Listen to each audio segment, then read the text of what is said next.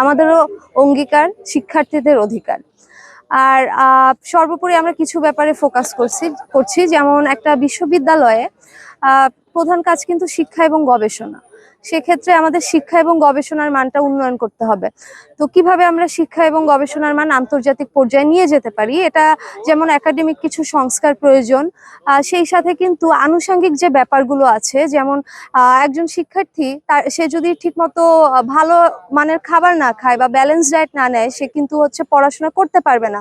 তারপর সে পড়াশোনা করছে, কিন্তু তার যদি ফাইন্যান্সিয়াল যে স্ট্রাগলটা, যে ক্যারিয়ার পড়াশোনা ব্যালেন্স কিভাবে করবে, সে যদি গাইডলাইন না পায় বা ক্যাম্পাসে ওরকম যদি একটা স্ট্রাকচারাল কিছু না থাকে, সেটা কিন্তু একটা বড় প্রেশার ক্রিয়েট করে।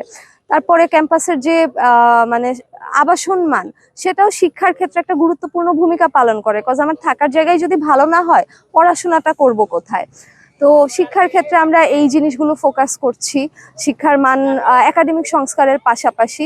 আর সর্বোপরি আমাদের প্রতিশ্রুতি হচ্ছে শিক্ষার্থীদের যে কণ্ঠস্বর, সেটা সঠিক জায়গায় পৌঁছে দেয়া এবং তাদের যে অধিকারগুলো আছে সেগুলো অবশ্যই আদায় করে আনা। আমরা মূলত অনেক প্রার্থী অনেক প্রতিশ্রুতি দিচ্ছেন। আমরা মনে করছি ক্যাম্পাসে এত বেশি সমস্যা, এত বেশি সংকট, গণঅভ্যুত্থানের পরবর্তী সময়ে যেই জায়গাগুলো পরিবর্তন হওয়ার কথা ছিল, আমরা প্রত্যাশা করেছিলাম, তার কোনো কিছুই পরিবর্তন ঘটেনি। আমাদের ক্লাসরুমের সংকট স্বৈরাচারের আমলে যেমন ছিল এখনো তাই রয়েছে। আমাদের শিক্ষা গবেষণার যে বরাদ্দ, সেই বরাদ্দ আগে যা ছিল তাই রয়েছে। আমাদের চিকিৎসার মান যা ছিল তা যে আগে ছিল তা এখনো রয়েছে। গণঅভ্যুত্থানের মধ্যে দিয়ে যে প্রশাসন উঠে এসেছে, সেই প্রশাসন আসলে এই বেসিক জায়গাগুলোতে মনোযোগী ছিল না, এখনো মনোযোগী নয়।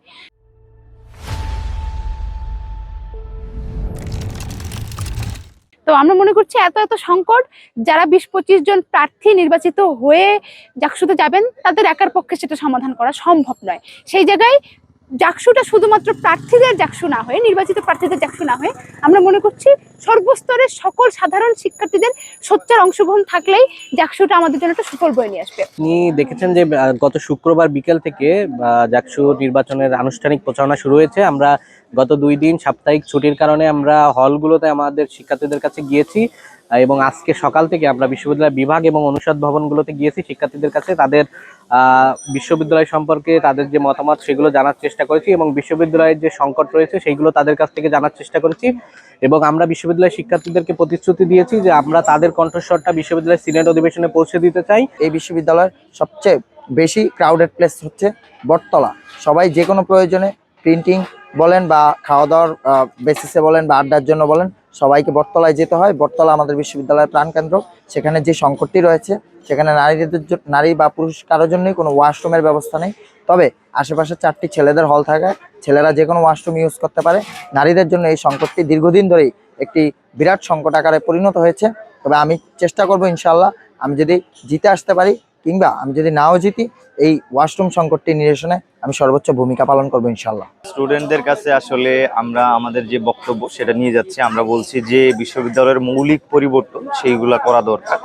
মৌলিক পরিবর্তনের যেই ধরেন একাডেমিক মাস্টার প্ল্যান, অটোমেশন, এখানে ছাপাখানা প্রতিষ্ঠা এবং বিশ্ববিদ্যালয়ের প্রাণশক্তি রক্ষার যে মাস্টার প্ল্যান আন্দোলন, একই সাথে হচ্ছে যেই ডেমোক্রেটাইজেশন, যেটা বিশ্ববিদ্যালয়ের গণতন্ত্রায়ন, কারণ হলো এইটা ইম্পর্টেন্ট আমরা মনে করি। কারণ জাকসু নির্বাচন, ডিন ইলেকশন, কর্মচারী সমিতি, শিক্ষক সমিতির নির্বাচন, যত ইলেকশন আছে, যত ডেমোক্রেটিক প্রক্রিয়া আছে, সেইটার মধ্যে বিশ্ববিদ্যালয়কে ঢুকতে হবে।